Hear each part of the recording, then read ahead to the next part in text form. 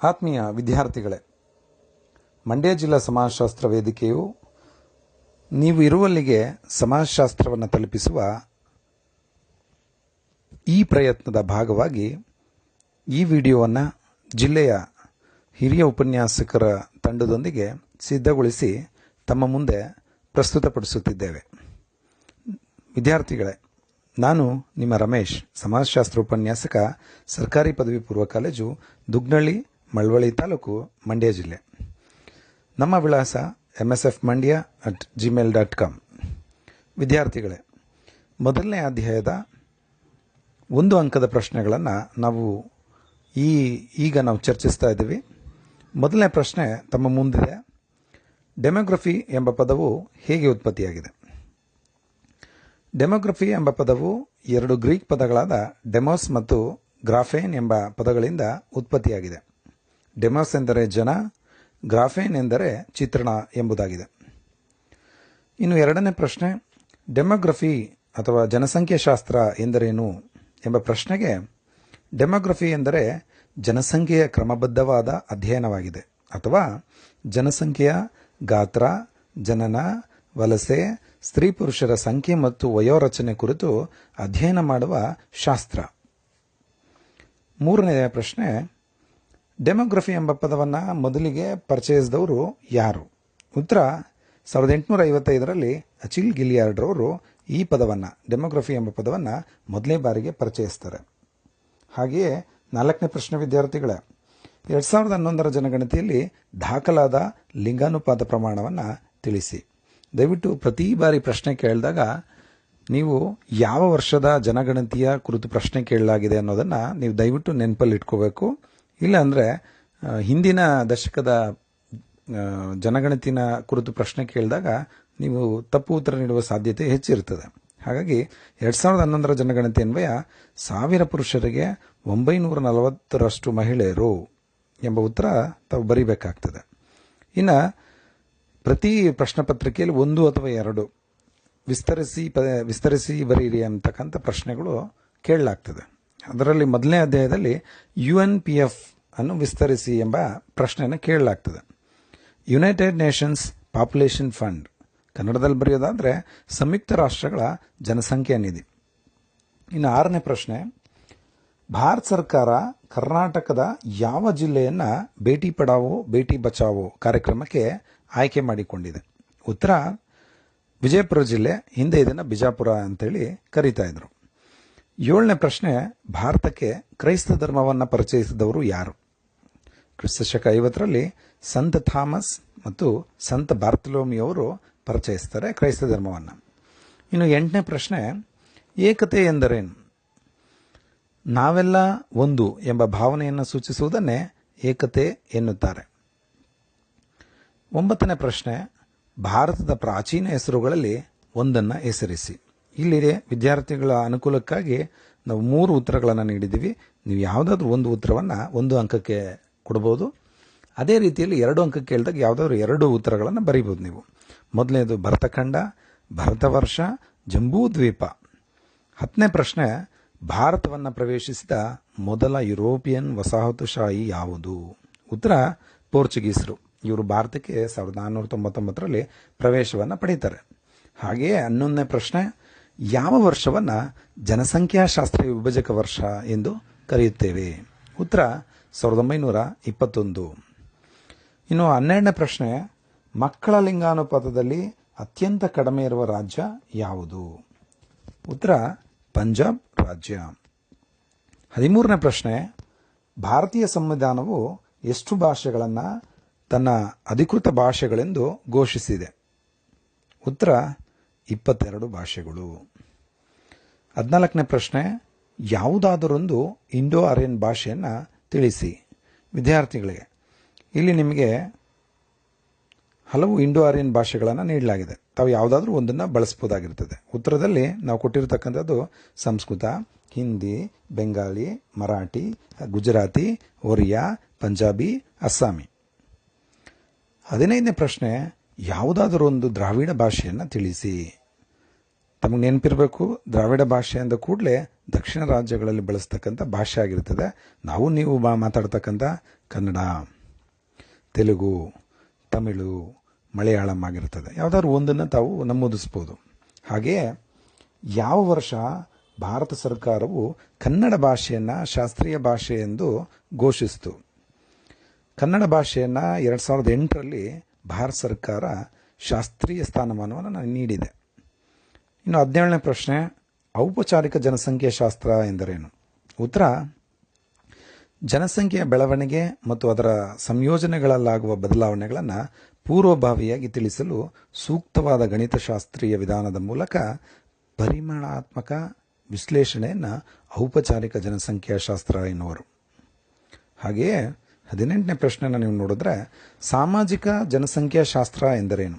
ನೆನ್ಪಿಡಿ, ಸಾಮಾಜಿಕ ಜನಸಂಖ್ಯಾ ಶಾಸ್ತ್ರ ಎಂದರೇನು? ಸಾಮಾಜಿಕ ಜನಸಂಖ್ಯಾ ಶಾಸ್ತ್ರವು ಗುಣಾತ್ಮಕ ಕ್ಷೇತ್ರವಾಗಿದ್ದು ಜನಸಮೂಹದ ಸಾಮಾಜಿಕ, ಆರ್ಥಿಕ ಅಥವಾ ರಾಜಕೀಯ ಅಧ್ಯಯನವನ್ನು ಮಾಡ್ತದೆ. 19ನೇ ಪ್ರಶ್ನೆ, ಯಾವ ವರ್ಷ ಭಾರತದಲ್ಲಿ ಮೊದಲ ಬಾರಿಗೆ ಜನಗಣತಿ ಕೈಗೊಂಡಿತು? ಇದನ್ನು ನೀವು ಪ್ರಶ್ನೆ ಓದಿದ ತಕ್ಷಣವೇ ಮನಸ್ಸಲ್ಲಿ ಮುಡಿಸ್ಕೋಬೇಕಾಗಿರೋದು ಸ್ವತಂತ್ರ ಪೂರ್ವನ ಅಥವಾ ಸ್ವತಂತ್ರ ನಂತರನ, ಬ್ರಿಟಿಷರ ಅವಧಿಯಲ್ಲ ಅಥವಾ ಭಾರತ ಸರ್ಕಾರದ ಅಂತ ತಾವು ಮನಸ್ಸಲ್ಲಿ ನೆನಪು ಮಾಡ್ಕೋಬೇಕಾಗ್ತದೆ. 1871-72ರಲ್ಲಿ ಮೊದಲನೇ ಬಾರಿಗೆ ಭಾರತದಲ್ಲಿ ಮೊದಲ ಜನಗಣತಿಯನ್ನು ಕೈಗೊಳ್ಳಲಾಗ್ತದೆ. ಇನ್ನು 20ನೇ ಪ್ರಶ್ನೆಯನ್ನು ನೀವು ನೋಡೋದಾದರೆ, ಲಿಂಗಾನುಪಾತ ಎಂದರೇನು? ಪ್ರತಿ 1000 ಪುರುಷರಿಗೆ ಎಷ್ಟು ಮಂದಿ ಸ್ತ್ರೀಯರು ಎಂಬುದನ್ನು ಸೂಚಿಸುವುದೇ ಲಿಂಗಾನುಪಾತ. 21ನೇ ಪ್ರಶ್ನೆ, ಕರ್ನಾಟಕದ ಯಾವ ಜಿಲ್ಲೆಯು ಅತಿ ಹೆಚ್ಚು ಪರಿಶಿಷ್ಟ ಜಾತಿಯ ಜನಸಂಖ್ಯೆಯನ್ನು ಹೊಂದಿದೆ? ಅದು ಕೋಲಾರ ಜಿಲ್ಲೆ ಆಗಿರ್ತದೆ. 22ನೇ ಪ್ರಶ್ನೆ, 2011ರ ಜನಗಣತಿಯ ಪ್ರಕಾರ ಕರ್ನಾಟಕದ ಜನಸಾಂದ್ರತೆ ಎಷ್ಟು? ಅದು 319 ಆಗಿರುತ್ತದೆ. ಇನ್ನು 23ನೇ ಪ್ರಶ್ನೆ, 2011ರ ಜನಗಣತಿ ಪ್ರಕಾರ ಕರ್ನಾಟಕದ ಒಟ್ಟು ಜನಸಂಖ್ಯೆ ಎಷ್ಟು? 6,10,95,297 ಆಗಿರುತ್ತದೆ. 2011ರ ಜನಗಣತಿಯ ಪ್ರಕಾರ ಕರ್ನಾಟಕದ ಲಿಂಗಾನುಪಾತ ಎಷ್ಟು? 1000 ಪುರುಷರಿಗೆ 973 ಮಹಿಳೆಯರಿರ್ತಾರೆ. ಇನ್ನು 25ನೇ ಪ್ರಶ್ನೆ, 2011ರ ಜನಗಣತಿಯ ಪ್ರಕಾರ ಕರ್ನಾಟಕದ ಯಾವ ಜಿಲ್ಲೆಯ ಹೆಚ್ಚು ಜನಸಂಖ್ಯಾ ಭರಿತವಾಗಿದೆ? ನಮಗೂ ನಿಮಗೂ ಗೊತ್ತಿರೋದಾಗೆ ಬೆಂಗಳೂರು ಜಿಲ್ಲೆ ಅತಿ ಹೆಚ್ಚು ಜನಸಂಖ್ಯೆಯನ್ನು ಹೊಂದಿದೆ. 26 ಪ್ರಶ್ನೆಗೆ, 2011ರ ಜನಗಣತಿಯ ಪ್ರಕಾರ ಕರ್ನಾಟಕದ ಯಾವ ಜಿಲ್ಲೆಯಲ್ಲಿ ಹೆಚ್ಚು ಲಿಂಗಾನುಪಾತವಿದೆ? ಲಿಂಗಾನುಪಾತ ಅಂದರೆ ತಮಗೀಗಾಗಲೇ ಅರ್ಥ ಆಗಿರ್ತದೆ, 1000 ಪುರುಷರಿಗೆ ಮಹಿಳೆಯರಿರ್ತಕ್ಕಂಥ ಸರಾಸರಿ ಅನುಪಾತ. ಅದು ಉಡುಪಿ ಜಿಲ್ಲೆಯಲ್ಲಿ 1000 ಪುರುಷರಿಗೆ 1094 ಮಹಿಳೆಯರು ಇದ್ದಾರೆ. ಹಾಗೆಯೇ 27ನೇ ಪ್ರಶ್ನೆ, 2011ರ ಜನಗಣತಿಯ ಪ್ರಕಾರ ಕರ್ನಾಟಕದ ಯಾವ ಜಿಲ್ಲೆಯಲ್ಲಿ ಕಡಿಮೆ ಲಿಂಗಾನುಪಾತವಿದೆ? ಹೆಚ್ಚು ಅಥವಾ ಕಡಿಮೆ ಅಂದಾಗ ಉತ್ತರಗಳು ಬೇರೆ ಬೇರೆ ಆಗ್ತದೆ. ಬೆಂಗಳೂರು ಜಿಲ್ಲೆಯಲ್ಲಿ 1000 ಪುರುಷರಿಗೆ 916 ಮಹಿಳೆಯರು ಇರ್ತಾರೆ. ಇನ್ನು 28ನೇ ಪ್ರಶ್ನೆ, ಕರ್ನಾಟಕದ ಯಾವ ಜಿಲ್ಲೆಯು 2011ರ ಜನಗಣತಿಯ ಪ್ರಕಾರ ಹೆಚ್ಚು ಸಾಕ್ಷರತೆಯನ್ನು ಹೊಂದಿದೆ? ದಕ್ಷಿಣ ಕನ್ನಡ ಜಿಲ್ಲೆ 88.57% ಸಾಕ್ಷರತೆಯನ್ನು ಹೊಂದಿರುತ್ತದೆ. 29ನೇ ಪ್ರಶ್ನೆ, ಕರ್ನಾಟಕದ ಯಾವ ಜಿಲ್ಲೆಯು 2011ರ ಜನಗಣತಿಯ ಪ್ರಕಾರ ಕಡಿಮೆ ಸಾಕ್ಷರತೆಯನ್ನು ಹೊಂದಿದೆ? ಇಲ್ಲಿ ಹೆಚ್ಚು ಅಥವಾ ಕಡಿಮೆ ಬಂದಾಗ ತಾವು ಅಲ್ಲಿ ಗಮನಿಸಬೇಕಾಗುತ್ತೆ. ಯಾದಗಿರಿ ಜಿಲ್ಲೆ 51.83% 2011ರ ಜನಗಣತಿಯಲ್ಲಿ ದಾಖಲಾಗಿರ್ತದೆ ಸಾಕ್ಷರತೆ. ಹಾಗೆಯೇ 30ನೇ ಪ್ರಶ್ನೆ, ಕರ್ನಾಟಕದ ಯಾವ ಜಿಲ್ಲೆಯು 2011ರ ಜನಗಣತಿಯ ಪ್ರಕಾರ ಕಡಿಮೆ ಜನಸಾಂದ್ರತೆ ಹೊಂದಿದೆ? ಉತ್ತರ: ಕೊಡಗು ಜಿಲ್ಲೆ. ಪ್ರತಿ ಚದರ ಕಿಲೋಮೀಟರ್ಗೆ 135 ಜನಗಳು ಇರುತ್ತಾರೆ. ಭಾರತದ ಅತ್ಯಂತ ಪ್ರಾಚೀನ ನಾಗರಿಕತೆ ಯಾವುದು? 31ನೇ ಪ್ರಶ್ನೆ ಅದು. ಉತ್ತರ: ಸಿಂಧೂ ನಾಗರಿಕತೆ. 32ನೇ ಪ್ರಶ್ನೆ, ಯಾವ ಜಿಲ್ಲೆಯ ಪರಿಶಿಷ್ಟ ಪಂಗಡದ ಜನಸಂಖ್ಯೆಯನ್ನು ಹೆಚ್ಚು ಹೊಂದಿದೆ? ಯಾವ ಜಿಲ್ಲೆ? ರಾಯಚೂರು. 33ನೇ ಪ್ರಶ್ನೆ, ಪ್ರಪಂಚದ ಅತ್ಯಂತ ಹಳೆಯ ಜಲವಿವಾದ ಯಾವುದು? ನಮ್ಮ ರಾಜ್ಯದ ಪ್ರಮುಖ ನದಿ ಎನಿಸಿರತಕ್ಕಂಥ ಕಾವೇರಿ ನದಿ ನೀರು ಹಂಚಿಕೆ ವಿವಾದ ಪ್ರಪಂಚದ ಅತ್ಯಂತ ಹಳೆಯ ಜಲವಿವಾದವಾಗಿರ್ತದೆ. ವಿದ್ಯಾರ್ಥಿಗಳೇ, 34ನೇ ಪ್ರಶ್ನೆ, 2011ರ ಜನಗಣತಿ ಪ್ರಕಾರ ಕರ್ನಾಟಕದ ಅತಿ ಕಡಿಮೆ ಜನಸಂಖ್ಯೆ ಹೊಂದಿರುವ ಜಿಲ್ಲೆ ಯಾವುದು? ಅದು ಕೊಡಗು ಜಿಲ್ಲೆ. 35ನೇ ಪ್ರಶ್ನೆ, ಹೆಣ್ಣು ಮಕ್ಕಳನ್ನು ಸಬಲೀಕರಣಗೊಳಿಸಲು ಕೇಂದ್ರ ಸರ್ಕಾರವು 2015ರಲ್ಲಿ ಜಾರಿಗೊಳಿಸಿದ ಯೋಜನೆ ಯಾವುದು? ಉತ್ತರ ಸುಕನ್ಯಾ ಸಮೃದ್ಧಿ ಯೋಜನೆ. 36ನೇ ಪ್ರಶ್ನೆ, 2011ರ ಅಂಕಿಅಂಶದ ಪ್ರಕಾರ ಭಾರತದ ಜನಸಂಖ್ಯೆ ಎಷ್ಟು? 121 ಕೋಟಿ ಅಥವಾ 1.21 ಬಿಲಿಯನ್. 37ನೇ ಪ್ರಶ್ನೆ, ಉಗ್ರವಾದ ಎಂದರೇನು? ತನ್ನ ಗುರಿಗಳ ಈಡೇರಿಕೆಗಾಗಿ ವ್ಯಕ್ತಿ ಅಥವಾ ಸಮೂಹವು ಹಿಂಸಾತ್ಮಕ ಮಾರ್ಗಗಳನ್ನು ಬಳಸುವುದನ್ನೇ ಉಗ್ರವಾದ ಎನ್ನುತ್ತೇವೆ. ಇನ್ನು 38ನೇ ಪ್ರಶ್ನೆ, ಬೀಮಾರು ವಿಸ್ತರಿಸಿ ಅಂತ ಕೇಳ್ಬೋದು. ಮೊದಲನೇ ಅಧ್ಯಾಯದಿಂದ ಬೀಮಾರು ಬಿಹಾರ, ಮಧ್ಯಪ್ರದೇಶ, ರಾಜಸ್ಥಾನ, ಉತ್ತರ ಪ್ರದೇಶ. 2011ರ ಅಂಕಿಅಂಶದ ಪ್ರಕಾರ ಕರ್ನಾಟಕದ ಸಾಕ್ಷರತೆ ಪ್ರಮಾಣ ಎಷ್ಟು? 75.36%. 40ನೇ ಪ್ರಶ್ನೆ, ಕರ್ನಾಟಕದ ಯಾವ ಜಿಲ್ಲೆಯಲ್ಲಿ ಪರಿಶಿಷ್ಟ ಜಾತಿಯ ಜನಸಂಖ್ಯೆ ಕಡಿಮೆ ಇದೆ? ಅದು ಪರಿಶಿಷ್ಟ ಜಾತಿಯ ಜನಸಂಖ್ಯೆ ಕಡಿಮೆ ಇರತಕ್ಕಂಥ ಜಿಲ್ಲೆ ರಾಜ್ಯದಲ್ಲಿ ಉಡುಪಿ ಜಿಲ್ಲೆ ಆಗಿರ್ತದೆ. ಅವರ ಪ್ರಮಾಣ 6.41% ಇರ್ತದೆ. 41ನೇ ಪ್ರಶ್ನೆ, ಭಾರತವನ್ನು ಏಕೆ ಭಾಷಾ ಸಂಗ್ರಹಾಲಯ ಎಂದು ಕರೆಯುತ್ತಾರೆ? ಉತ್ತರ, ಭಾರತವು ಹಲವಾರು ಭಾಷೆಗಳನ್ನು ಹೊಂದಿದೆ, ಹಾಗಾಗಿ ಅದನ್ನು ಭಾಷಾ ಸಂಗ್ರಹಾಲಯ ಎನ್ನುತ್ತಾರೆ. ವಿದ್ಯಾರ್ಥಿಗಳು, ಇಲ್ಲಿವರೆಗೂ ನಾವು 1 ಅಂಕದ ಪ್ರಶ್ನೆಗಳನ್ನು ಚರ್ಚಿಸಿರ್ತೀವಿ. ಈಗ 2 ಅಂಕಗಳ ಪ್ರಶ್ನೆಗಳನ್ನು ನಾವು ನೋಡೋಣ. ಜನಸಂಖ್ಯಾ ಶಾಸ್ತ್ರವನ್ನು ವ್ಯಾಖ್ಯಾನಿಸಿ. ನೋಡಿ ವಿದ್ಯಾರ್ಥಿಗಳು, ಇದನ್ನು 1 ಅಂಕಕ್ಕೂ ಸಹ ಕೇಳಲಾಗ್ತದೆ. ಅದರ ಪದಗಳನ್ನು ಕುರಿತು ಕೆಲವೊಮ್ಮೆ ಜನಸಂಖ್ಯಾ ಶಾಸ್ತ್ರವನ್ನು ವ್ಯಾಖ್ಯಾನಿಸಿ ಅಂತ ಕೇಳಲಾಗ್ತದೆ. ಹಾಗಾಗಿ 2 ಅಂಕಕ್ಕೆ ನೀವು ತಿಳ್ಕೊಂಡ್ರೆ 1 ಅಂಕ ಸುಲಭವಾಗಿ ಬರೀಬಹುದಾಗಿರ್ತದೆ. ಜನಸಂಖ್ಯಾ ಶಾಸ್ತ್ರ ಅಂದರೆ ಜನಸಂಖ್ಯೆಯ ಗಾತ್ರ, ಜನನ, ಮರಣ ಮತ್ತು ವಲಸೆಯ ಪ್ರಕಾರಗಳು, ಸ್ತ್ರೀ ಪುರುಷರ ಸಾಪೇಕ್ಷ ಪ್ರಮಾಣಗಳನ್ನು ಒಳಗೊಂಡಂತೆ ವಿವಿಧ ವಯೋಮಾನಗಳಿಗೆ ಸಂಬಂಧಿಸಿದ ಜನಸಮೂಹದ ರಚನೆ ಹಾಗೂ ಸಂಯೋಜನೆ ಮುಂತಾದ ಅಂಶಗಳಿಗೆ ಸಂಬಂಧಿಸಿದ ಪ್ರಕ್ರಿಯೆಗಳನ್ನು ಅಧ್ಯಯನ ಮಾಡುವುದನ್ನು ಜನಸಂಖ್ಯಾ ಶಾಸ್ತ್ರ ಎನ್ನುವರು. ಹಾಗೆಯೇ 2ನೇ ಪ್ರಶ್ನೆ, ಭಾರತದ ಜನಸಂಖ್ಯಾಶಾಸ್ತ್ರೀಯ ಚಿತ್ರಣದ 2 ಪ್ರಮುಖ ಲಕ್ಷಣಗಳನ್ನು ತಿಳಿಸಿ ಅಂದರೆ, ನಾವಿಲ್ಲಿ ನಿಮಗೆ 6 ಶಾಸ್ತ್ರೀಯ ಚಿತ್ರಣಗಳನ್ನು ತಮ್ಮ ಮುಂದೆ ಇಟ್ಟಿದ್ದೀವಿ. ತಾವು ಯಾವುದಾದ್ರೂ 2 ಬಳಸ್ಬೋದು. ಅವು ಯಾವುವು ಅಂದರೆ, ಭಾರತೀಯ ಜನಸಂಖ್ಯೆಯ ಗಾತ್ರ ಮತ್ತು ಬೆಳವಣಿಗೆ, ವಯೋರಚನೆ, ಜನನ ಪ್ರಮಾಣ ಮತ್ತು ಮರಣ ಪ್ರಮಾಣ, ಕುಸಿಯುತ್ತಿರುವ ಲಿಂಗಾನುಪಾತ, ಸಾಕ್ಷರತಾ ಪ್ರಮಾಣ, ಹೆಚ್ಚುತ್ತಿರುವ ಗ್ರಾಮ ನಗರಗಳ ವ್ಯತ್ಯಾಸ. ಯಾವುದಾದ್ರೂ 2 ತಾವು ನಮೂದಿಸ್ಬೋದು. ಇನ್ನು 3ನೇ ಪ್ರಶ್ನೆ, 2 ಅಂಕಕ್ಕೆ ಜನಸಂಖ್ಯಾ ಶಾಸ್ತ್ರದ 2 ಪ್ರಕಾರಗಳನ್ನು ತಿಳಿಸಿ. 1ನೇದು ಔಪಚಾರಿಕ ಜನಸಂಖ್ಯಾ ಶಾಸ್ತ್ರ, 2ನೇದು ಸಾಮಾಜಿಕ ಜನಸಂಖ್ಯಾ ಶಾಸ್ತ್ರ. 4ನೇ ಪ್ರಶ್ನೆ, ಭಾರತದ ಜನಾಂಗೀಯ ಸಮೂಹಗಳಲ್ಲಿ 2 ಹೆಸರಿಸಿ. ನಾವಿಲ್ಲಿ ನಿಮಗೆ 6 ಸಮೂಹಗಳನ್ನು ಇಲ್ಲಿ ನೀಡಿದ್ದೀವಿ. ನೀವು ಯಾವುದಾದ್ರೂ 2 ಸಮೂಹಗಳನ್ನು ಹೆಸರಿಸ್ಬೋದು. ಮೊದಲನೇದು ನೀಗ್ರಿಟೋ, ಪ್ರೋಟೋ ಆಸ್ಟ್ರಲೈನ್, ಮಂಗೋಲೈಟ್, ಮೆಡಿಟರೇನಿಯನ್. 5ನೇದು ಪಶ್ಚಿಮ ಬ್ರಾಕಿಸೆಫಾಲರು. 6ನೇದು ನಾರ್ಡಿಕ್. ಇನ್ನು 5ನೇ ಪ್ರಶ್ನೆ, ಭಾರತದ ಮಂಗೋಲಾಯ್ಡ್ ಜನಾಂಗದ 2 ಉಪವಿಭಾಗಗಳನ್ನು ತಿಳಿಸಿ. ಪೇಲಿಯೋ ಮಂಗೋಲೈಟ್ ಮತ್ತು ಟಿಬೆಟೋ ಮಂಗೋಲೈಟ್. 7ನೇ ಪ್ರಶ್ನೆ, ಅರಣ್ಯೀಕರಣದ ಪ್ರಕ್ರಿಯೆಗೆ ಅಡ್ಡಿಯಾದ 2 ಅಂಶಗಳನ್ನು ತಿಳಿಸಿ. ಕೆಲವು ಆದಿವಾಸಿಗಳಿಂದ ವಿಲೀನ ಪ್ರಕ್ರಿಯೆಗೆ ನಿರಾಕರಿಸ್ತಾರೆ. 2ನೇದು ಪ್ರಬಲ ಜನಾಂಗೀಯ ಸಮೂಹಗಳ ವಿರೋಧ ಇರ್ತದೆ, ಉದಾಹರಣೆಗೆ ರೆಡ್ಡಿ, ಹಾಗೆಯೇ ತಮಿಳುನಾಡಿನ ಪ್ರಮುಖ ಸಮೂಹಗಳು. ಇನ್ನು 3ನೇದು ನಂತರ ವಲಸೆ ಬಂದವರ ವಿಲೀನ ಸಮಸ್ಯೆಗಳು. ಈ 3ರಲ್ಲಿ ಯಾವುದಾದ್ರೂ 2 ತಾವು ಬಳಸ್ಬೋದಾಗಿರ್ತದೆ. ಹಾಗೆಯೇ 8ನೇ ಪ್ರಶ್ನೆ, ದೇಮಾರು ಎಂಬುದು ಏನನ್ನು ಸೂಚಿಸುತ್ತದೆ? ಡಿ ಎಂಬ ಅಕ್ಷರವು ಮಗಳನ್ನು, ಇ ಎಂಬ ಅಕ್ಷರವು ನಾಶ ಮಾಡು ಅಥವಾ ಕುಂದು ಹಾಕು ಎಂಬ ಅರ್ಥವನ್ನು ಸೂಚಿಸುತ್ತದೆ. ದೇಮಾರ ರಾಜ್ಯಗಳು ಯಾವುವು ಅಂತಂದರೆ ಪಂಜಾಬ್, ಹರಿಯಾಣ, ಹಿಮಾಚಲ್ ಪ್ರದೇಶ್, ಗುಜರಾತ್ ಮತ್ತು ಮಹಾರಾಷ್ಟ್ರ ರಾಜ್ಯಗಳಾಗಿರುತ್ತವೆ. 9ನೇ ಪ್ರಶ್ನೆ, ಭಾರತದಲ್ಲಿ ವೈವಿಧ್ಯತೆಯ ಯಾವುದಾದ್ರೂ 2 ಆಧಾರವನ್ನು ತಿಳಿಸಿ.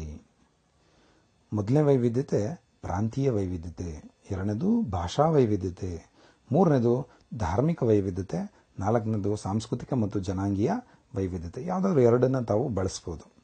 ಹಾಗೆಯೇ 10ನೇ ಪ್ರಶ್ನೆ ಪ್ರಾಂತೀಯ ವೈವಿಧ್ಯತೆ ಅಂದರೆ ಏನು? ಉತ್ತರ: ವಿಶಾಲವಾದ ಪರ್ವತ ಶ್ರೇಣಿಗಳು, ದಟ್ಟವಾದ ಅರಣ್ಯಗಳು, ಅಸಂಖ್ಯಾತ ನದಿಗಳು, ಮರುಭೂಮಿ ಹೀಗೆ 16 ವೈವಿಧ್ಯತೆಗಳನ್ನು ಒಳಗೊಂಡಿರುವುದನ್ನೇ ಪ್ರಾಂತೀಯ ವೈವಿಧ್ಯತೆ ಅಂತ ಕರೀತಾರೆ. ಹಾಗೆಯೇ 11ನೇ ಪ್ರಶ್ನೆ ಭಾರತದಲ್ಲಿ ಏಕತೆ ಯಾವುದಾದ್ರೂ 2 ಆಧಾರಗಳನ್ನು ತಿಳಿಸಿ. ಪ್ರಾಂತೀಯ ಏಕತೆ, ಭಾಷಾ ಏಕತೆ, ಧಾರ್ಮಿಕ ಏಕತೆ, 4ನೇದು ಸಾಂಸ್ಕೃತಿಕ ಏಕತೆ. ಇದರಲ್ಲಿ ಯಾವುದಾದ್ರೂ ತಾವು 2 ನಮೂದಿಸ್ಬೋದು. 12ನೇ ಪ್ರಶ್ನೆ ರಾಷ್ಟ್ರೀಯ ಭಾವೈಕ್ಯತೆಯನ್ನು ವ್ಯಾಖ್ಯಾನಿಸಿ. ಬಹಳಷ್ಟು ಬಾರಿ ಇದನ್ನು ಪ್ರಶ್ನೆಯನ್ನು ಕೇಳಿದ್ದಾರೆ. ಬೆಂಜಮಿನ್ ರವರ ಪ್ರಕಾರ ರಾಷ್ಟ್ರೀಯ ಭಾವೈಕ್ಯತೆಯು ಸಾಮಾನ್ಯ ಅನನ್ಯತೆಯೊಂದಿಗೆ ದೇಶವೊಂದರ ಸಮಸ್ತ ಜನರು ಒಂದುಗೂಡುವುದು ಎಂದು ವ್ಯಾಖ್ಯಾನಿಸಿರುತ್ತಾರೆ. 13ನೇ ಪ್ರಶ್ನೆ ರಾಷ್ಟ್ರೀಯ ಭಾವೈಕ್ಯತೆ ಎಂದರೇನು? ಒಂದು ರಾಷ್ಟ್ರಕ್ಕೆ ಸೇರಿದವರು ಎಂಬ ಭಾವನೆಯೇ ರಾಷ್ಟ್ರೀಯ ಭಾವೈಕ್ಯತೆ ಅಂತ ಸರಳವಾಗಿ ತಾವು ಬರೀಬಹುದಾಗಿರುತ್ತದೆ. ರಾಷ್ಟ್ರೀಯ ಭಾವೈಕ್ಯತೆಯ ಸಾಧನೆಗೆ ಸವಾಲಾಗಿರುವ 2 ಅಂಶಗಳನ್ನು ತಿಳಿಸಿ ಅಂದರೆ ನಾವಿಲ್ಲಿ 4 ಕೊಟ್ಟಿರ್ತೀವಿ, ತಾವು 2 ಬರೀಬಹುದಾಗಿರ್ತದೆ. 1ನೇದು ಪ್ರಾಂತೀಯವಾದ, 2ನೇದು ಕೋಮುವಾದ, 3ನೇದು ಭಾಷಾವಾದ, 4ನೇದು ಉಗ್ರವಾದ ಅಥವಾ ಭಯೋತ್ಪಾದನೆ. 5ನೇ ಪ್ರಶ್ನೆ ಭಾರತದ ಯಾವುದಾದರೂ 2 ಧಾರ್ಮಿಕ ಅಲ್ಪಸಂಖ್ಯಾತ ಸಮುದಾಯಗಳನ್ನು ಹೆಸರಿಸಿ. ನಾವಿಲ್ಲಿ 6 ಪ್ರಮುಖ ಅಲ್ಪಸಂಖ್ಯಾತ ಧರ್ಮಗಳನ್ನು ಹೆಸರಿಸಿದ್ದೀವಿ. ತಾವು ಯಾವುದಾದ್ರೂ 2 ಬಳಸ್ಬೋದು. ಕ್ರೈಸ್ತ, ಬೌದ್ಧ, ಜೈನ, ಮುಸ್ಲಿಂ, ಪಾರ್ಸಿ, ಯಹೂದಿ. ಹಾಗೆಯೇ 16ನೇ ಪ್ರಶ್ನೆ ಪ್ರಾಂತೀಯವಾದ ಎಂದರೇನು?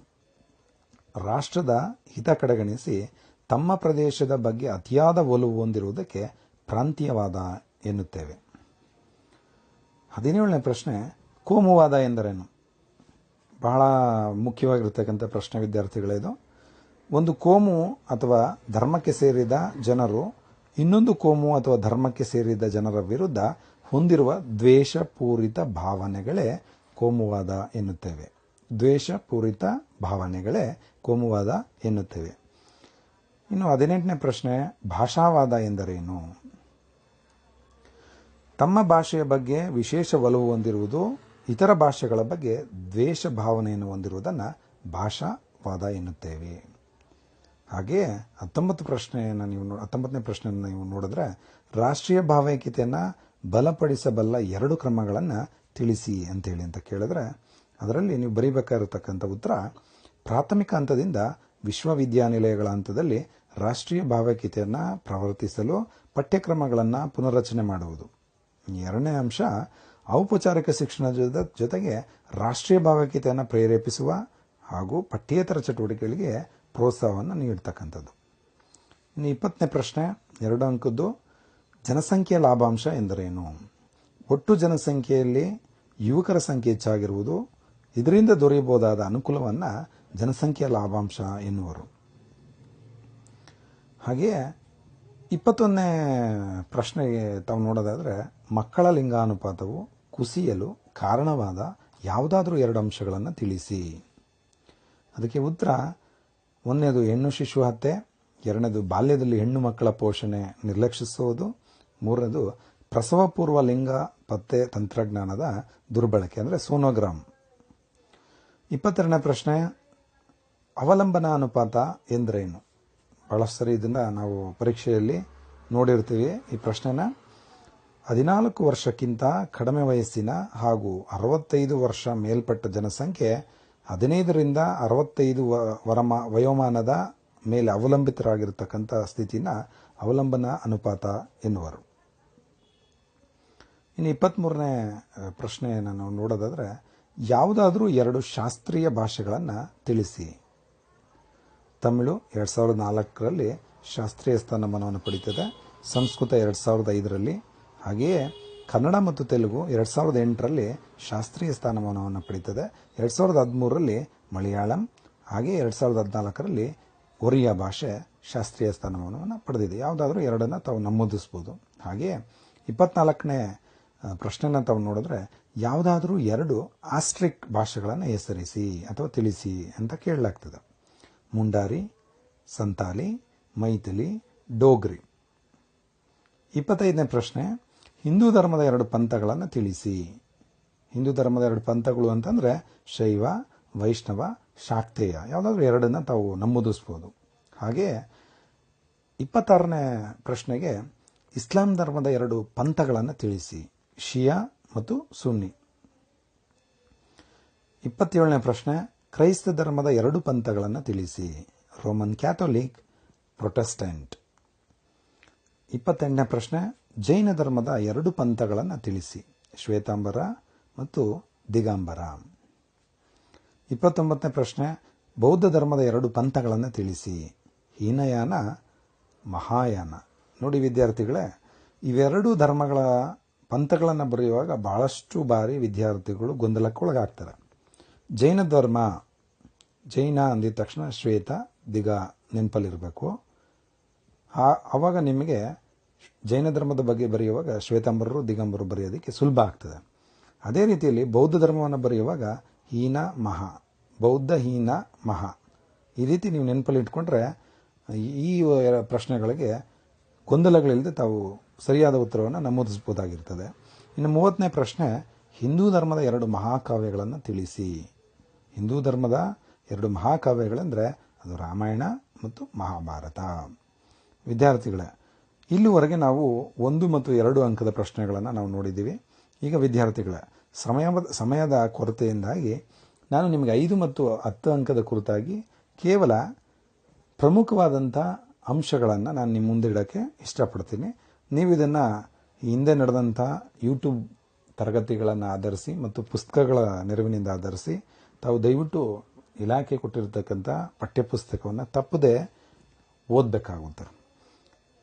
ಈ ಪ್ರಶ್ನೆಗಳಿಗೆ ನಾವಿಲ್ಲಿ ಕೀ ಪಾಯಿಂಟ್ಸ್ ಮಾತ್ರ ನೀಡಿರೋದ್ರಿಂದ ತಮಗೆ ಅಲ್ಲಿ ಓದಿರ್ತಕ್ಕಂಥ ಪಠ್ಯದಲ್ಲಿರ್ತಕ್ಕಂಥ ವಿಷಯ ಪುನರ್ಭ್ರಮಣ ಆಗೋದಕ್ಕೆ ಸಾಧ್ಯ ಆಗುತ್ತೆ ಅನ್ನೋ ಉದ್ದೇಶದಿಂದ ನಾವು ಇಲ್ಲಿ ಕೀ ಪಾಯಿಂಟ್ಸನ್ನು ತಮಗೆ ಕೊಟ್ಟಿರ್ತೀವಿ.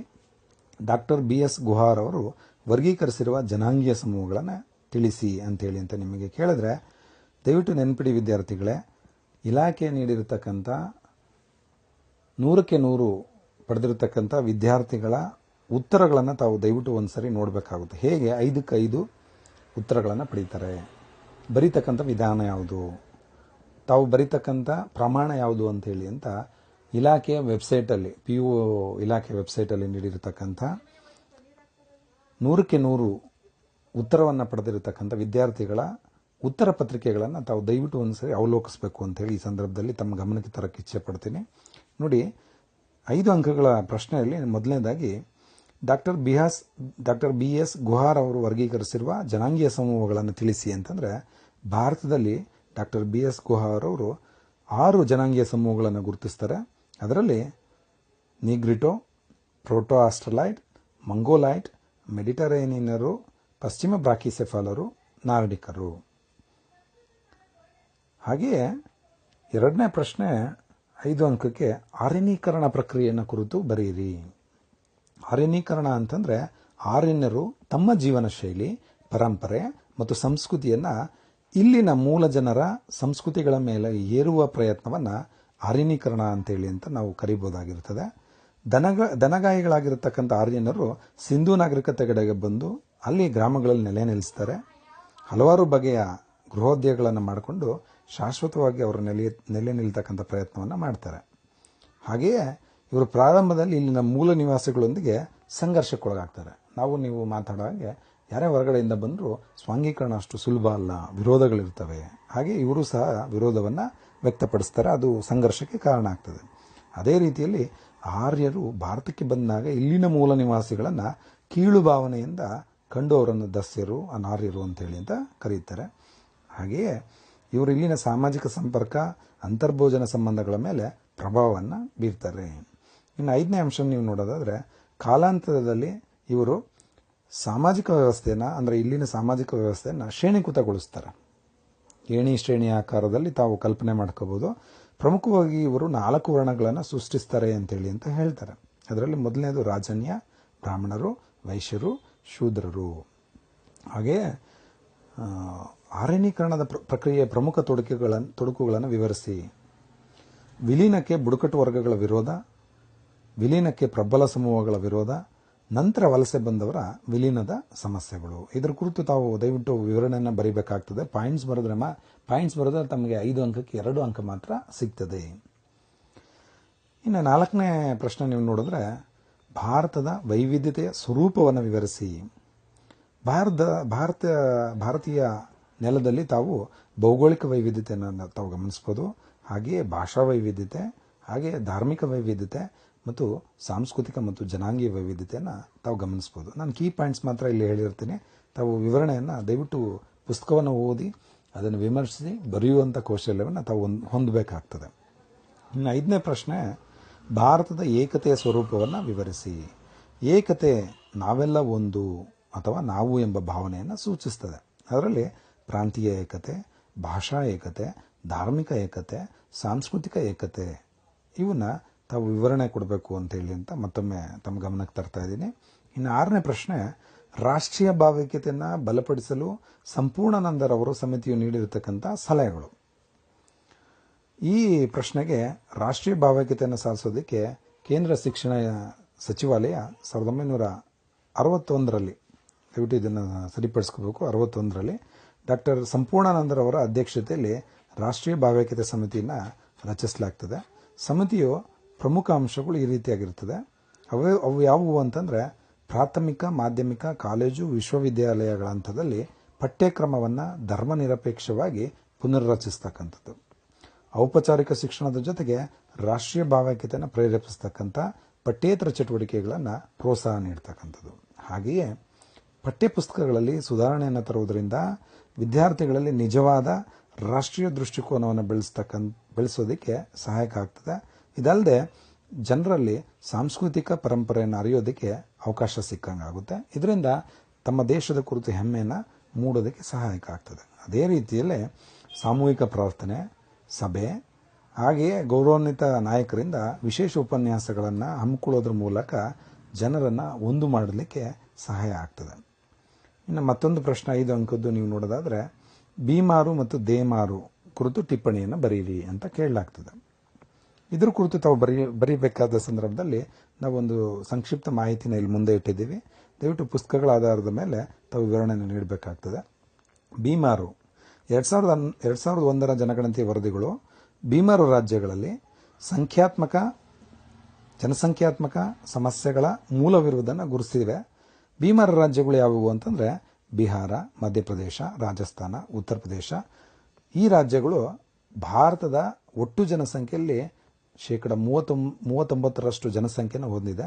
ಜೊತೆಗೆ 42% ಜನಸಂಖ್ಯೆಯ ಬೆಳವಣಿಗೆಯನ್ನು ಇವು ಸಾಧಿಸಿದೆ.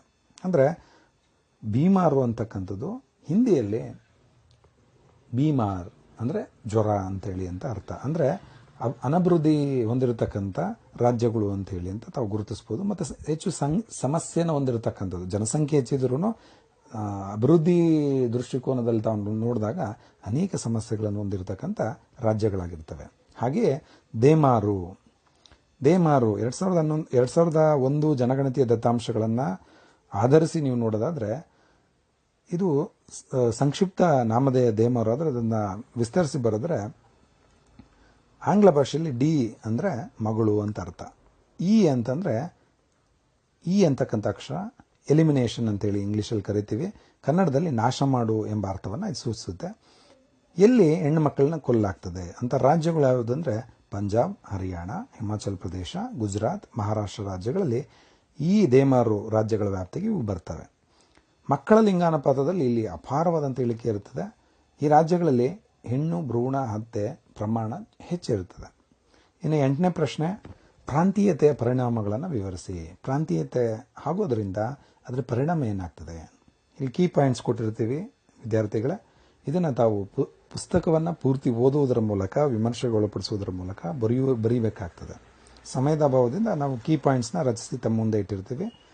ಪ್ರತ್ಯೇಕ ರಾಷ್ಟ್ರಕ್ಕಾಗಿ ಬೇಡಿಕೆ, ಅದು ಮೊದಲನೇ ಪಾಯಿಂಟು. ಹೇಗೆ ಪ್ರತ್ಯೇಕ ರಾಷ್ಟ್ರಕ್ಕಾಗಿ ಬೇಡಿಕೆಯನ್ನು ಇಟ್ಟು ಪ್ರಾಂತೀಯತೆ ಬೆಳೀತದೆ ಅನ್ನೋದಕ್ಕೆ ಉದಾಹರಣೆಗಳಿದ್ದಾವೆ. ಹಾಗೆಯೇ ಪ್ರತ್ಯೇಕ ರಾಜ್ಯಕ್ಕಾಗಿ ಬೇಡಿಕೆಗಳಿದ್ದಾವೆ.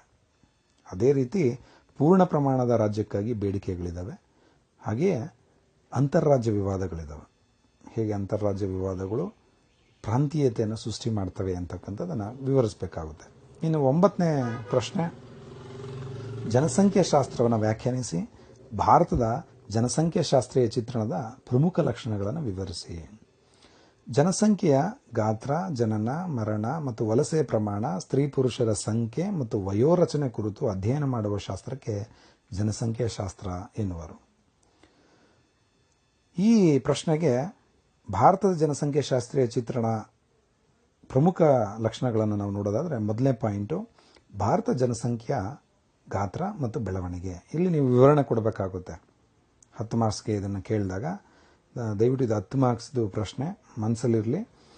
ನಾವಿಲ್ಲಿ ಪಾಯಿಂಟ್ ಅಷ್ಟೇ ಕೊಟ್ಟಿರ್ತೀವಿ, ನೀವು ವಿವರಣೆಯನ್ನು ದಯವಿಟ್ಟು ಪುಸ್ತಕವನ್ನು ಓದಿ ಬರೀಬೇಕಾಗ್ತದೆ. 2ನೇ ಅಂಶ, ಭಾರತೀಯ ಜನಸಂಖ್ಯಾ ವಯೋರಚನೆ.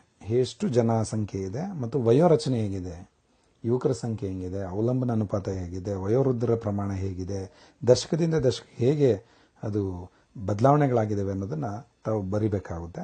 ಇನ್ನು ಜನನ ಪ್ರಮಾಣ ಮತ್ತು ಮರಣ ಪ್ರಮಾಣ, ಈ ಅಂಶವನ್ನು ಕುರಿತು ಜನನ ಪ್ರಮಾಣ ದಶಕದಿಂದ ದಶಕ ಹೇಗೆ ಹೆಚ್ಚಾಗಿದೆ, ಮರಣ ಪ್ರಮಾಣ ಯಾವ ರೀತಿ ಇಳಿಕೆ ಆಗ್ತಾ ಇದೆ, ಇದರಿಂದ ಜನಸಂಖ್ಯೆ ಹೆಚ್ಚಳ ಯಾವ ರೀತಿ ಆಗ್ತಿದೆ ಅನ್ನೋದನ್ನು ತಾವು ದಯವಿಟ್ಟು ವಿವರಣೆ ಕೊಡಬೇಕಾಗುತ್ತೆ.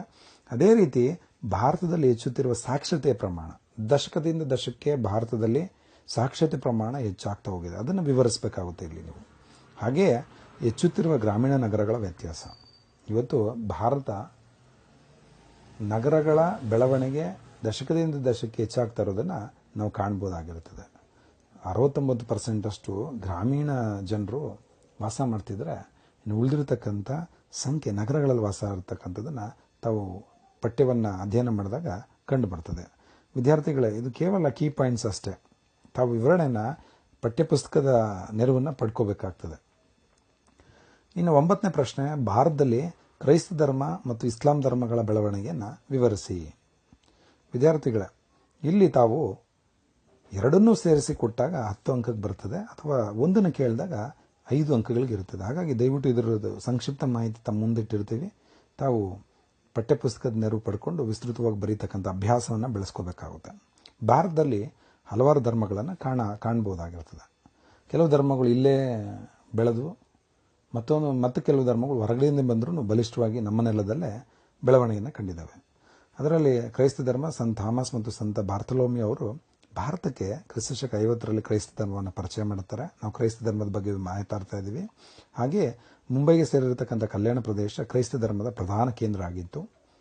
ಇಟಲಿಯ ಕ್ರೈಸ್ತ ಪಾದ್ರಿ ರಾಬರ್ಟ್ ಡಿ ನೊಬಿಲಿ ಸ್ಥಳೀಯ ಜನರೊಂದಿಗೆ ತಮಿಳು ಮತ್ತು ಸಂಸ್ಕೃತ ಭಾಷೆಗಳಲ್ಲಿ ಧಾರ್ಮಿಕ ವ್ಯವಹಾರವನ್ನು ಮಾಡ್ತಾಯಿದ್ರು.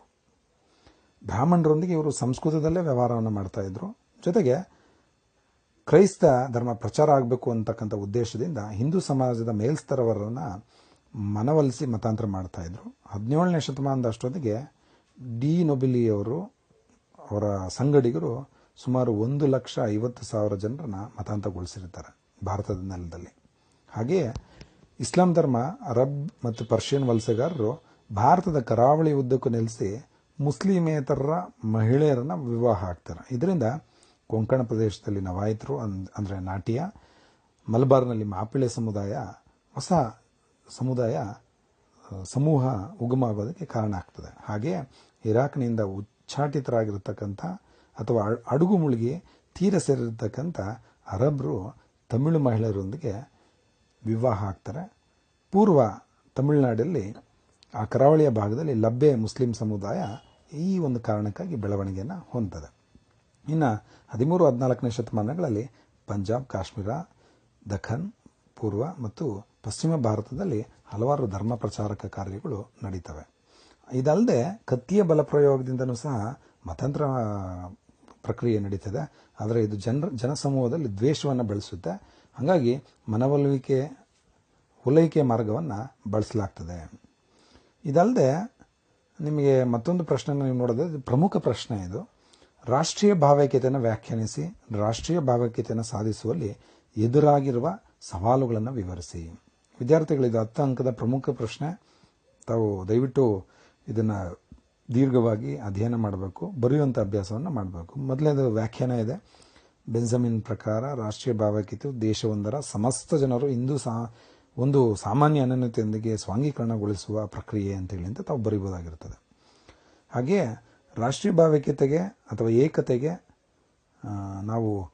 ತಾವು ಈ ರಾಷ್ಟ್ರಕ್ಕೆ ಸೇರಿದವರು ಅಂತಕ್ಕಂಥ ಭಾವನೆಯನ್ನು ನಾವು ರಾಷ್ಟ್ರೀಯ ಭಾವೈಕ್ಯತೆ ಅಂತಲೂ ಸರಳವಾಗಿ ಅರ್ಥ ಮಾಡ್ಕೋಬೋದು. ಸವಾಲುಗಳು ಯಾವುದು ಅಂದರೆ ಪ್ರಾಂತೀಯವಾದ, ಕೋಮುವಾದ, ಭಾಷಾವಾದ, ಉಗ್ರವಾದ ಮತ್ತು ಭಯೋತ್ಪಾದನೆ. ಉಗ್ರವಾದ ಮತ್ತು ಭಯೋತ್ಪಾದನೆ ಕುರಿತು ತಾವು ಯಾವಾಗಲೂ ಬರೆಯುವಾಗ ಭಾಳಷ್ಟು ಗೊಂದಲಕ್ಕೆ ಒಳಗಾಗ್ತಾ ಇರ್ತೀರ. ಉಗ್ರವಾದ ಅಂತಂದರೆ ಏನು? ಅಹಿಂಸಾತ್ಮಕ ಹೋರಾಟ, ಅದು ವ್ಯವಸ್ಥೆ ವಿರುದ್ಧ ನಡೀತಕ್ಕಂಥ ಹೋರಾಟ. ಹಾಗಾದರೆ ಭಯೋತ್ಪಾದನೆ ಅಂತಂದರೆ ಏನು ಅಂತಂದರೆ, ಸರಳವಾಗಿ ಹೇಳೋದಾದರೆ ರಾಜಕೀಯ ಉದ್ದೇಶಕ್ಕೋಸ್ಕರ ಜನರಲ್ಲಿ ಭಯಭೀತಿಯನ್ನು ಉಂಟು ಮಾಡ್ತಕ್ಕಂಥ ಯಾವುದೇ ಒಂದು ಕ್ರಿಯೆಯನ್ನು ನಾವು ಭಯೋತ್ಪಾದನೆ ಅಂತ ಸರಳವಾಗಿ ಅರ್ಥ ಮಾಡ್ಕೋಬೋದು ವಿದ್ಯಾರ್ಥಿಗಳು. ಇನ್ನು 11ನೇ ಪ್ರಶ್ನೆ, ಭಾರತದ ಜನಸಂಖ್ಯಾ ನೀತಿಯನ್ನು ವಿವರಿಸಿ ಅಂತ ಕೇಳಿದ್ರೆ ಸರಳವಾಗಿ ನಾವು ನಿಮ್ಮ ಮುಂದೆ ಇಟ್ಟಿದ್ದೀವಿ. ಆ ಆಧಾರದ ಮೇಲೆ ನಾವು ಪಠ್ಯಪುಸ್ತಕವನ್ನು ಅಧ್ಯಯನ ಮಾಡಿ ಮತ್ತಷ್ಟು ಇದಕ್ಕೆ ಸೇರಿಸಿ ಬರೀಬೋದಾಗಿರ್ತದೆ. ಜನಸಂಖ್ಯೆ ಬೆಳವಣಿಗೆ ಅಂತಕ್ಕಂಥದ್ದು ಬಹಳ ಮುಖ್ಯವಾದಂಥ ವಿಷಯ. ಯಾವುದೇ ದೇಶಕ್ಕೆ ಜನರ ಅಭಿವೃದ್ಧಿಗೆ ಆ ದೇಶದ ಜನರ ಆರೋಗ್ಯ ಮತ್ತು ಕಲ್ಯಾಣ ಬಹಳ ಮುಖ್ಯ ಆಗ್ತದೆ. ಭಾರತದ ಜನಸಂಖ್ಯಾ ನೀತಿನ 1952ರಲ್ಲಿ ಇದು ಅಳವಡಿಸಿಕೊಂಡಿರ್ತಕ್ಕಂಥ ಪ್ರಥಮ ದೇಶ ಆಗಿರ್ತದೆ. 1977ರಲ್ಲಿ ಈ ಒಂದು ನೀತಿನ ನಾವು ಕುಟುಂಬ ಯೋಜನೆ ಅಂತೇಳಿ ಅಂತ ಕುಟುಂಬ ಯೋಜನೆಯಿಂದ ಕುಟುಂಬ ಕಲ್ಯಾಣ ಅಂತಕ್ಕಂಥ ಪುನರ್ನಾಮಕರಣವನ್ನು ಮಾಡಲಾಗ್ತದೆ. ಭಾರತ ಸರ್ಕಾರ ಮೊದಲ ಮಗುವಿನ ಜನನ ನಿಧಾನಿಸ್ತಕ್ಕಂಥದ್ದು, ಮುಂದಿನ ಮಕ್ಕಳ ಜನನಕ್ಕೆ ಸಂಬಂಧಿಸಿದಂತೆ ಅಂತರವಿಡ್ತಕ್ಕಂಥ ಕಾರ್ಯವನ್ನು UNPF ಮಾರ್ಗದರ್ಶಿ ಸೂತ್ರವನ್ನು ಬಳಕೆ ಮಾಡ್ತದೆ. UNPF United nation population fund ಹಿಂದೆನೇ ನಾವು ಚರ್ಚೆ ಮಾಡಿದ್ದೀವಿ. ಇದನ್ನು ಉದ್ದೇಶಗಳೇನು ಅಂತಂದರೆ ಶಿಶು ಮರಣ ದರವನ್ನು ಕಡಿಮೆ ಮಾಡ್ತಕ್ಕಂಥದ್ದು, ಹಾಗೆಯೇ ಪ್ರಸವ ಸಂದರ್ಭದಲ್ಲಿ ತಾಯಂದ್ರ ಮರಣ ದರವನ್ನು ಕಡಿಮೆ ಮಾಡ್ತಕ್ಕಂಥದ್ದು, ಹುಟ್ಟಿದ ಎಲ್ಲ ಮಕ್ಕಳಿಗೆ ರೋಗ ನಿರೋಧಕ ಚುಚ್ಚುಮದ್ದನ್ನು ಕೊಡ್ತಕ್ಕಂಥದ್ದು, ಅದಲ್ಲದೆ ವೈದ್ಯಕೀಯ ಇತರೆ ಸೇವೆಗಳನ್ನು ಕಡ್ಡಾಯವಾಗಿ ನೀಡ್ತಕ್ಕಂಥದ್ದು, ಎಲ್ಲ ಪ್ರಸವಗಳನ್ನು ಆಸ್ಪತ್ರೆ ಪರಿಣಿತರ ಮೂಲಕವೇ ಮಾಡಿಸ್ತಕ್ಕಂಥದ್ದು, ಜನನ ಮರಣ ವಿವಾಹ ಗರ್ಭಧಾರಣೆ ಬಗ್ಗೆ 100% ನೋಂದಣಿ ಮಾಡಿಸ್ತಕ್ಕಂಥದ್ದು, ಸಾಂಕ್ರಾಮಿಕ ರೋಗಗಳನ್ನು ತಡೆಗಟ್ಟತಕ್ಕಂಥದ್ದು, ಹಾಗೆಯೇ ಚಿಕ್ಕ ಕುಟುಂಬದ ಸಂದೇಶವನ್ನು ಜನಪ್ರಿಯಗೊಳಿಸ್ತಕ್ಕಂಥದ್ದು. ಮತ್ತೊಂದು ಉದ್ದೇಶ ಏಡ್ಸ್ ರೋಗವನ್ನು, HIV ಅಥವಾ ಏಡ್ಸ್ ರೋಗವನ್ನು ನಿಯಂತ್ರಿಸ್ತಕ್ಕಂಥದ್ದು, ಪ್ರಜನನ ಮತ್ತು ಮಕ್ಕಳ ಆರೋಗ್ಯ ಸೇವೆಗಳಿಗೆ ಸಂಬಂಧಿಸಿದ ಎಲ್ಲ ಅಗತ್ಯಗಳನ್ನು ಪೂರೈಸ್ತಕ್ಕಂಥದ್ದು, ಪ್ರಾಥಮಿಕ ಶಿಕ್ಷಣವನ್ನು ಉಚಿತ ಮತ್ತು ಕಡ್ಡಾಯಗೊಳಿಸ್ತಕ್ಕಂಥದ್ದು, ಶಾಲೆ ಬಿಡುವುದನ್ನು ಸಂಪೂರ್ಣವಾಗಿ ನಿಲ್ಲಿಸ್ತಕ್ಕಂಥದ್ದು, ಕುಟುಂಬ ಕಲ್ಯಾಣ ಕಾರ್ಯಕ್ರಮವನ್ನು ಜನಕೇಂದ್ರಿತ ಕಾರ್ಯಕ್ರಮವನ್ನಾಗಿಸ್ತಕ್ಕಂಥದ್ದು. 12ನೇ ಉದ್ದೇಶ ಜನ ನಿಯಂತ್ರಣ ಮತ್ತು ಗರ್ಭ ನಿರೋಧಕಗಳನ್ನು ಹೆಚ್ಚಿಸ್ತಕ್ಕಂಥ ಪ್ರಯತ್ನ ಮಾಡ್ತಕ್ಕಂಥದ್ದು. ವಿದ್ಯಾರ್ಥಿಗಳೇ, ಕೊನೆಯದಾಗಿ 10 ಅಂಕಕ್ಕೆ ಕೇಳಬಹುದಂಥ ಪ್ರಶ್ನೆ ಇದು. ಕರ್ನಾಟಕ ಜನಸಂಖ್ಯಾ ಚಿತ್ರಣದ ಸ್ವರೂಪವನ್ನು ವಿವರಿಸಿ ಅಂತಕ್ಕಂಥ ಪ್ರಶ್ನೆನ ಕೇಳಿದ್ರೆ ನಾವಿಲ್ಲಿ ನಿಮ್ಮ ಮುಂದೆ ಕೀ ಉತ್ತರಗಳನ್ನು ಮಾತ್ರ ಕೊಟ್ಟಿದ್ದೀವಿ, ಕೀ ಪಾಯಿಂಟ್ಸ್ನ ಕೊಟ್ಟಿದ್ದೀವಿ. ದಯವಿಟ್ಟು ತಾವು ಪಠ್ಯಪುಸ್ತಕವನ್ನು ಅಧ್ಯಯನ ಮಾಡೋದ್ರ ಮೂಲಕ ಇದಕ್ಕೆ ವಿಸ್ತೃತವಾಗಿ ಬರೀತಕ್ಕಂಥ ಅಭ್ಯಾಸವನ್ನು ತಾವು ಹೊಂದಬೇಕಾಗ್ತದೆ. ನೆನಪಿಡಿ ವಿದ್ಯಾರ್ಥಿಗಳೇ, ಕರ್ನಾಟಕ ಜನಸಂಖ್ಯಾ ಚಿತ್ರಣದ ಸ್ವರೂಪ ಅಂತಂದರೆ ಕರ್ನಾಟಕದ ಲಿಂಗಾನುಪಾತ, ಕರ್ನಾಟಕದ ಜನಸಾಂದ್ರತೆ, ಗ್ರಾಮೀಣ ನಗರ ಜನಸಂಖ್ಯೆ, ಪರಿಶಿಷ್ಟ ಜಾತಿಯ ಜನಸಂಖ್ಯೆ, ಹಾಗೆಯೇ ಕರ್ನಾಟಕದಲ್ಲಿ ಸಾಕ್ಷರತೆಯ ಪ್ರಮಾಣ. ವಿದ್ಯಾರ್ಥಿಗಳೇ, ಮೊದಲನೇ ಅಧ್ಯಾಯದ 1, 2, 5 ಮತ್ತು ಪ್ರಮುಖ 10 ಅಂಕದ ಪ್ರಶ್ನೆಗಳನ್ನು ಕೀ ಪಾಯಿಂಟ್ಸ್ ಮೂಲಕ ತಮ್ಮ ಮುಂದೆ ನಾವು ಚರ್ಚಿಸಿದ್ದೀವಿ, ಪ್ರಸ್ತುತಪಡಿಸಿದ್ದೀವಿ. ನಮ್ಮ ಉದ್ದೇಶ ಎಷ್ಟೇ, ನೀವು ನಮ್ಮ ಕಾಲೇಜಿಗೆ ಬರಲಾಗದಿದ್ದರೂ ನಿಮಗೆ ನಮ್ಮ ವಿಷಯವನ್ನು ತಲುಪಿಸ್ತಕ್ಕಂಥ ಹೊಣೆಗಾರಿಕೆಯನ್ನು ಮಂಡ್ಯ ಜಿಲ್ಲಾ ಸಮಾಜಶಾಸ್ತ್ರ ವೇದಿಕೆ ಹೊಂದಿದೆ. ನಿಮಗೆ ಬೇಕಾಗಿರತಕ್ಕಂಥ ಮಾಹಿತಿಗೋಸ್ಕರ ನಾವು ಸದಾ ಸಿದ್ಧರಾಗಿರ್ತೀವಿ. ನಿಮ್ಮ ಸಲಹೆ ಸೂಚನೆಗಳನ್ನು ತಾವು ನೀಡೋದಾದರೆ msfmandia@gmail.comಗೆ ತಾವು ತಲುಪಿಸ್ಬೋದು. ಇಷ್ಟೊತ್ತು ನಮ್ಮ MSF ವಿಡಿಯೋನ ಆಲಿಸಿದ್ದಕ್ಕಾಗಿ ನಮ್ಮ ತಂಡದ ಪರವಾಗಿ ತಮಗೆ ಅನಂತ ವಂದನೆಗಳನ್ನು ಸಲ್ಲಿಸ್ತಾ ಇದ್ದೀನಿ. ಧನ್ಯವಾದಗಳು. ನಿಮ್ಮ ರಮೇಶ್. Thank you.